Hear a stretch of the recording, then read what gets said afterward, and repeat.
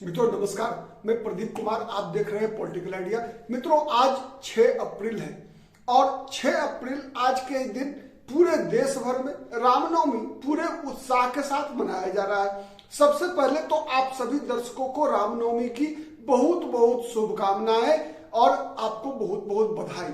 भगवान श्री राम का आशीर्वाद आप सभी देशवासियों पर बना हुआ रहे, नंबर 1। नंबर 2, आज ही के दिन 6 अप्रैल को 1980 में आज की सत्ताधारी राजनीतिक पार्टी भारतीय जनता पार्टी की स्थापना हुई थी।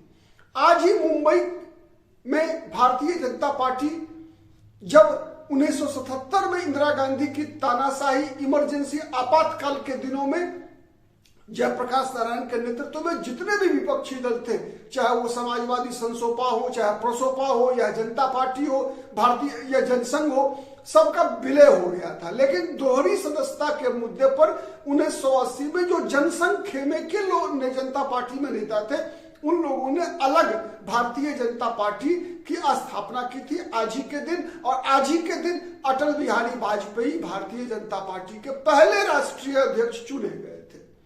आज ही के दिन अटल बिहारी वाजपेयी का वह प्रसिद्ध भाषण जो सारे देशवासियों को पता है, ठीक है, अंधेरा छटेगा, सूरज निकलेगा, कमल खिलेगा, जो भारतीय अटल बिहारी वाजपेयी ने आज ही के दिन मुंबई में भारतीय जनता पार्टी के राष्ट्रीय अधिवेशन में जो पहला अधिवेशन था, उसके अवसर पर अटल बिहारी वाजपेयी ने भाषण देते हुए यह वक्तव्य दिया था। और आज भारतीय जनता पार्टी केंद्र की सत्ता में ही नहीं बल्कि पूरे देश भर में कह सकते हैं कि सबसे बड़ी राजनीतिक दल है।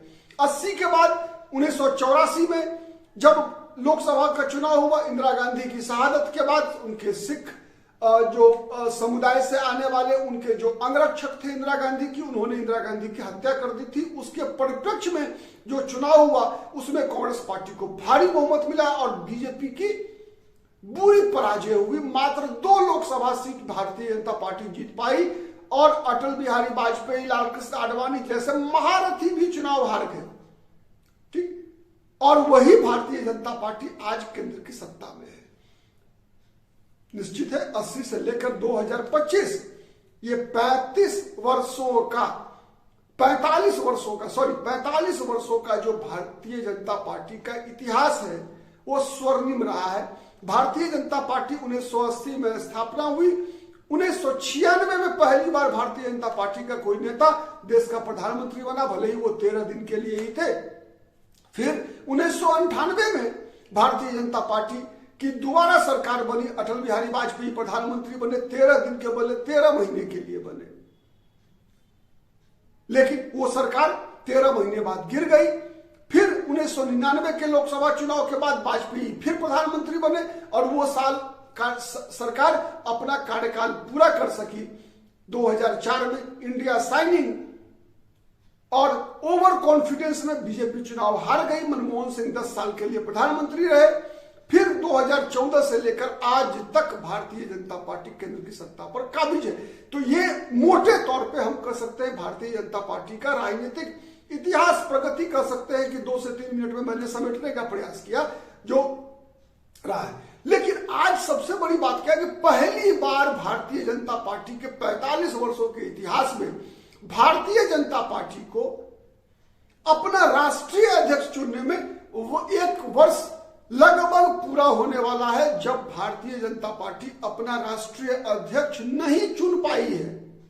ये सबसे बड़ा समाचार है। मित्रों ऐसा कभी नहीं हुआ है जब भारतीय जनता पार्टी ने अपना राष्ट्रीय अध्यक्ष का चुनाव करने के लिए कोई कार्यक्रम बनाया हो, कोई लक्ष्य निर्धारित किया हो और उस लक्ष्य को नहीं पा सका हो। अगर भारतीय जनता पार्टी के संविधान की अगर हम बात करें तो भारतीय जनता पार्टी के संविधान में 2-3 चीजें मोटे तौर पे है। पहला है कि कोई वह व्यक्ति जो कम से कम 15 साल से भाजपा का सदस्य है, भारतीय जनता पार्टी का राष्ट्रीय अध्यक्ष बन सकता है। दूसरा है कि भारतीय जनता पार्टी के राष्ट्रीय अध्यक्ष के चुनाव के लिए कम से कम 50% राज्यों में संगठनात्मक चुनाव हो गया हो, उसके प्रदेश संगठन मतलब प्रदेश अध्यक्ष का चुनाव हो गया हो और राष्ट्रीय परिषद के सदस्यों का चुनाव हो गया हो कम से कम 50% राज्यों में। मतलब भारतीय जनता पार्टी की दृष्टि से देश भर में संगठनात्मक रूप से 36 राज्य हैं। 36 राज्यों में 18 राज्यों में चुनाव हो जाना प्रदेश अध्यक्ष का और राष्ट्रीय परिषद के सदस्य का ये अनिवार्य शर्त है। लेकिन अब तक भारतीय जनता पार्टी पहली बार अपने इतिहास में अब तक वो लक्ष्य पूरा नहीं कर पाई है। और जो प्रक्रिया है कि इतने राज्यों में चुनाव होने के बाद कम से कम 5 राज्यों से भारतीय जनता पार्टी के उम्मीदवार के पक्ष में कम से कम 20 सदस्यों का हस्ताक्षर युक्त प्रस्ताव केंद्रीय चुनाव कमेटी को मिलना चाहिए। और अनिवार्य शर्त क्या है कि उन राज्यों में चुनाव हो गया हो, ठीक है। लेकिन ये सब चीजें तो प्रक्रिया है। लेकिन सवाल ये उठता है, सवाल इससे बड़ा है, सवाल ये बड़ा ये है कि भारतीय जनता पार्टी के अस्थायी अध्यक्ष के चुनाव के लिए ये सब प्रक्रियाएं हैं, कार्यवाहक अध्यक्ष के चुनाव के लिए नहीं है। कार्यवाहक अध्यक्ष का चुनाव तो पिछले वर्ष जेपी नड्डा के केंद्रीय मंत्री के रूप में शपथ ग्रहण के साथ ही हो जाना चाहिए था। चूंकि भारतीय जनता पार्टी के संविधान के अनुसार किसी हर नेता के लिए एक व्यक्ति एक पद का सिद्धांत लागू है। तो मतलब जब इससे पहले की भी का भी उदाहरण ले लीजिए आप, राजनाथ सिंह 2014 में जब भारतीय जनता पार्टी पहली बार केंद्र की सत्ता में आई तो राजनाथ सिंह जो है वो राष्ट्रीय अध्यक्ष थे, गृह मंत्री बने राजनाथ सिंह, इस्तीफा दिया, अमित शाह बन गए राष्ट्रीय अध्यक्ष। अमित शाह 19 में अमित शाह राष्ट्रीय अध्यक्ष थे, इस्तीफा दिया गृह मंत्री बनने के बाद, जेपी नड्डा तुरंत बन गए। भाई इस बार भी कार्यवाहक अध्यक्ष तो बनाया ही जा सकता था। अगर जून महीने में पिछले वर्ष जेपी नड्डा मंत्री बन गए तो 10 दिन 15 दिन में कम से कम कार्यवाहक अध्यक्ष तो बना लेना चाहिए था बीजेपी को, लेकिन नहीं बना पाई। साबित क्या होता है? साबित यही होता है कि कहीं ना कहीं कुछ ना कुछ गड़बड़ है। भारतीय जनता पार्टी में इतना मंथन राष्ट्रीय अध्यक्ष के लिए कभी नहीं हुआ जो इतना इस बार हो रहा है। लगभग 9 से 10 महीने होने वाले हैं, 9 महीना तो निश्चित रूप से होने वाला है। चर्चा ऐसी है कि जब 20 तारीख को बेंगलुरु में भारतीय जनता पार्टी का राष्ट्रीय अधिवेशन निर्धारित है तो उससे पहले अध्यक्ष चुनाव होगा। तो एक सबसे बड़ा सवाल है कि अब तक नहीं चुनाव हो पाना, ये सबसे बड़ा समाचार है कि भारतीय जनता पार्टी के 45 वर्षों के इतिहास में पहली बार इतना समय लगा है, नंबर 1। नंबर 2, पहली बार ऐसी परिस्थिति बनी है जब भारतीय जनता पार्टी के अंदर भी ऐसे कई सूत्र बताते हैं जब राष्ट्रीय अध्यक्ष को चुनने में मतभेद की स्थिति है। जो भी स्टेक होल्डर्स हैं, जिन लोगों की सहमति से अध्यक्ष, भारतीय जनता पार्टी में सर्वानुमति से अध्यक्ष चुनने की परंपरा रही है। अभी तक 1980 से लेकर 2025 के बीच में अभी तक कभी भी मतदान के द्वारा भाजपा में राष्ट्रीय अध्यक्ष का चुनाव नहीं हुआ। इस बार भी नहीं होने की संभावना। होती क्या है कि जब भारतीय जनता पार्टी के जो ऊपर से 10-20 वरिष्ठ नेता है, जिसे आप कह सकते हैं संसदीय बोर्ड कह सकते हैं, राष्ट्रीय टीम होती है बीजेपी की, ये बड़े नेता मिलकर एक नाम तय करते हैं और उस नाम पर राष्ट्रीय स्वयंसेवक संघ की सहमति होती है। या कई बार ऐसा भी होता है कि ये उल्टा भी होता है, पहले प्रस्ताव राष्ट्रीय स्वयंसेवक संघ के तरफ से भी आ सकता है, प्रस्ताव बीजेपी संसदीय बोर्ड की तरफ से भी आ सकता है, लेकिन जब तक सहमति नहीं बनती है तब तक किसी एक नाम पर जब तक मत नहीं होता है तो उसकी घोषणा नहीं होती है। तो इस बार दूसरा सवाल यह है कि क्या भाजपा और राष्ट्रीय स्वयंसेवक संघ के बीच कोई सहमति नहीं बन रही है क्या?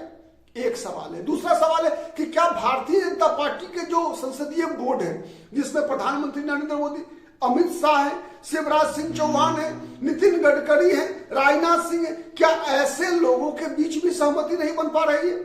तो भारतीय जनता पार्टी के जो महत्वपूर्ण राष्ट्रीय 10 नेता हैं, उनके बीच नया राष्ट्रीय अध्यक्ष के नाम पर सहमति नहीं है, या फिर राष्ट्रीय स्वयंसेवक संघ के साथ सहमति नहीं है, या तीसरा एक और विषय है।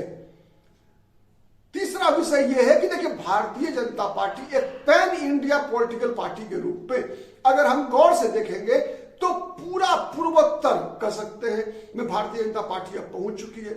चाहे वो मेघालय हो, मणिपुर हो, अरुणाचल प्रदेश हो, सिक्किम हो, फिर आप आ जाइए त्रिपुरा, त्रिपुरा के बाद उड़ीसा में सरकार है बीजेपी, त्रिपुरा में सरकार है, असम में सरकार है। Bharatiya Janata party number 2 party बन चुकी है बंगाल में। हाँ, बिहार में 1, 2, 3, 4 कहां होगी बीजेपी कहना मुश्किल है, ठीक है, लेकिन बीजेपी एक शक्ति है, लेकिन निर्णायक शक्ति नहीं है बिहार में, वैसे ही जैसे बंगाल में अभी तक नहीं है, ठीक है। उत्तर प्रदेश है भारतीय जनता पार्टी बड़ी शक्ति है, मतलब काउ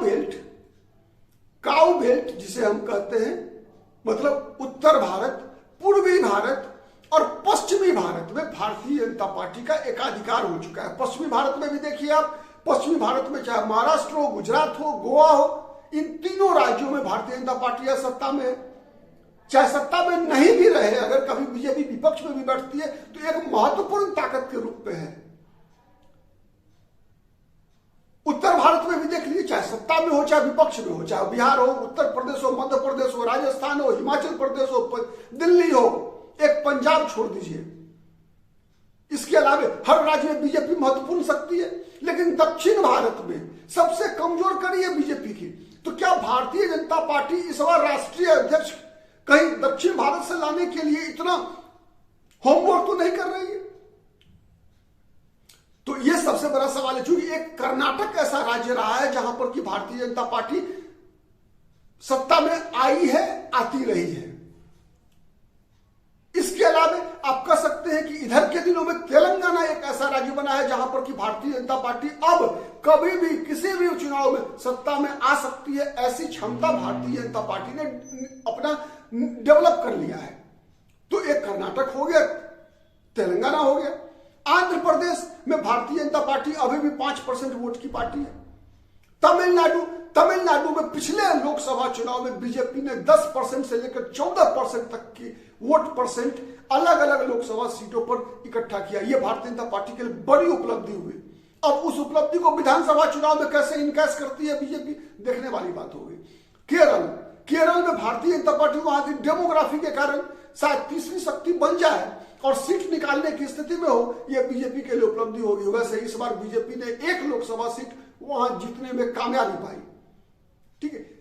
लेकिन उससे भी बड़ा सवाल यह है कि भारतीय जनता पार्टी ये दक्षिण के 4-5 राज्यों में सत्ता में आए या ना आए। हाँ, वैसे पांडिचेरी में बीजेपी का मुख्यमंत्री है, ठीक है, लेकिन पांडिचेरी एक बहुत छोटा राज्य है, केंद्र शासित प्रदेश है, इसीलिए उसकी चर्चा हमने बाद में किया ना। लेकिन सबसे बड़ा सवाल यह है कि जिस प्रकार से दक्षिण के कुछ राज्यों में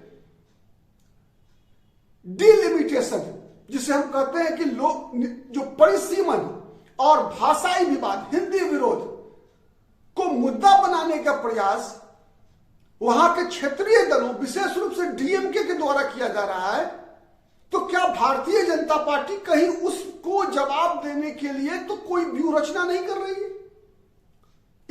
ये बात में कुछ लगता संकेत है ऐसा, क्योंकि कई बार जब भारतीय जनता पार्टी के नए राष्ट्रीय अध्यक्ष के लिए नामों की चर्चा हुई तो प्रारंभिक रूप से जो नाम आते थे उसमें मनोहर लाल खट्टर, शिवराज सिंह चौहान, भूपेंद्र यादव, धर्मेंद्र प्रधान, ऐसे विनोद तावड़े, ऐसे कई लोगों के नाम आते थे साथ साथ नाम। लेकिन कुछ नाम ऐसे अब आने शुरू हुए हैं जिससे ये लग रहा है कि भारतीय जनता पार्टी कहीं किसी दक्षिण भारतीय को तो राष्ट्रीय अध्यक्ष नहीं बनाएगी। अगर ऐसा कुछ हो रहा है तो देखिए 4 नाम आ रहा है इस कैटेगरी में। सबसे पहला नाम आ रहा है निर्मला सीतारमण का, जो कि केंद्र में अभी वित्त मंत्री है, इससे पहले रक्षा मंत्री रह चुकी है, कॉमर्स मिनिस्टर रह चुकी है निर्मला सीतारमण। हाँ, 15-20 सालों से पार्टी में है, एक महिला भी है, तमिलनाडु की रहने वाली है। तो अगर डिलिमिटेशन, परिसीमन और भाषा को कोई हिंदी विरोध को विवाद बनाने का प्रयास होता है, मुद्दा बनाने का प्रयास होता है एमके स्टालिन द्वारा या बीजेपी विरोधी दल, राजनीतिक दलों के द्वारा, तो उसका जवाब हो सकती है निर्मला सीतारमण। दूसरा नाम आ रहा है राम माधव का। भारतीय, आपको पता है राम माधव आरएसएस के प्रचारक हैं और आरएसएस के प्रवक्ता भी रहे, भारतीय जनता पार्टी के राष्ट्रीय महासचिव भी रहे। लेकिन पिछली बार जब जेपी नड्डा राष्ट्रीय अध्यक्ष बने थे तो महामंत्री के रूप में राम माधव को नहीं रखा गया था। अब क्या कारण था भाजपा में, वो आंतरिक रूप से भाजपा के लोग बताएंगे, लेकिन राम माधव को नहीं रखा गया था। तो राम माधव की भी चर्चा चल रही है कि राम माधव को भाजपा नया राष्ट्रीय अध्यक्ष बना सकती है, और राम माधव के नाम पर मुझे लगता है कि संघ की भी सहमति मिलने की संभावना है। ठीक है। तीसरा नाम आ रहा है डी पुरंदेश्वरी का। डी पुरंदेश्वरी आपको पता है कि एनटी रामाराव की पुत्री है, आंध्र प्रदेश से है, एन चंद्रबाबू नायडू की बड़ी साली लगेंगी। एन चंद्रबाबू नायडू मतलब रामाराव के दामाद हैं, तो चंद्रबाबू नायडू की पत्नी नहीं है बल्कि उनकी बड़ी साली है, मतलब एनटी रामाराव की दूसरी बेटी है, ठीक है। और लगातार बीजेपी के पक्ष में जो है बहुत बेहतर काम कर रही है। कहा जाता है दक्षिण भारत में सुषमा स्वराज है वो दक्षिण भारत की एक अच्छी वक्ता के रूप में एक अपनी प्रतिष्ठा बना रही है डी पुरंदेश्वरी। एक और नाम इधर के दिनों में चल रहा है भाजपा के सर्किल में, वो नाम है अन्नामलाई का। मित्रों पता है अन्नामलाई तमिलनाडु एक रिटायर्ड एक तरह से इस्तीफा दे दिया है उन्होंने। आईपीएस ऑफिसर थे, आईपीएस ऑफिसर के रूप में एक कह सकते हैं ईमानदार और बहादुर आईपीएस ऑफिसर के रूप में अपनी एक प्रतिष्ठा अर्जित की अन्नामलाई ने। और तमिलनाडु में की राजनीति में सक्रिय है वो, भाजपा के प्रदेश अध्यक्ष रहे हैं। 2 दिन पहले उन्होंने इस्तीफा दिया है और कहा जा रहा है कि 10 तारीख तक भाजपा वहां नया प्रदेश अध्यक्ष बनाएगी। तो क्या अमित शाह के जाने के बाद जो अन्नामलाई का इस्तीफा हुआ है, क्या अमित शाह ने यह तय कर लिया है, क्या नरेंद्र मोदी ने तय कर लिया है कि अन्नामलाई को बीजेपी का नया राष्ट्रीय अध्यक्ष बनाएंगे? अन्नामलाई जुझारू है, संघर्षशील है, तमिलनाडु की राजनीति में भारतीय जनता पार्टी का लगातार विस्तार करने में वो सक्षम हुए हैं। लेकिन सवाल एक उठ रहा है कि अन्नामलाई की भारतीय जनता पार्टी में आयु 15 वर्ष नहीं हुई है, तो क्या भारतीय जनता पार्टी अन्नामलाई को अपने राष्ट्रीय अध्यक्ष बनाने के लिए संविधान में संशोधन करेगी? ये सवाल है। इन सवालों का जवाब आप एक बात तय मानिए कि आज तो भाजपा का राष्ट्रीय एक तरह से स्थापना दिवस है। बीजेपी के नेताओं को, बीजेपी के कार्यकर्ताओं को उनके स्थापना दिवस की बधाई, रामनवमी की बधाई के साथ साथ, लेकिन साथ ही बीजेपी के लिए यह वर्ष एक तरह से कह सकते हैं आने वाला जो 2 वर्ष है वो बहुत बड़ी चुनौती लेकर आ रहा है। क्योंकि अब जो चुनाव होने हैं ऐसे राज्यों में होने हैं जहां पर कि भारतीय जनता पार्टी को एक अलग प्रकार के चुनाव में सामना करना पड़ता है, जैसे बिहार है, बंगाल है, असम है, ऐसे राज्यों में चुनाव होना है, पंजाब में चुनाव होना है, ठीक है। तो देखना है कि 2025 और 2026 में जिन जिन राज्यों में चुनाव होना है उन राज्यों में भारतीय जनता पार्टी उन राज्यों को दृष्टि में रखते हुए क्या अपने राष्ट्रीय अध्यक्ष का चुनाव करती है। हमारी नजर बनी रहेगी। तब तक के लिए धन्यवाद, बहुत बहुत जय हिंद, जय भारत।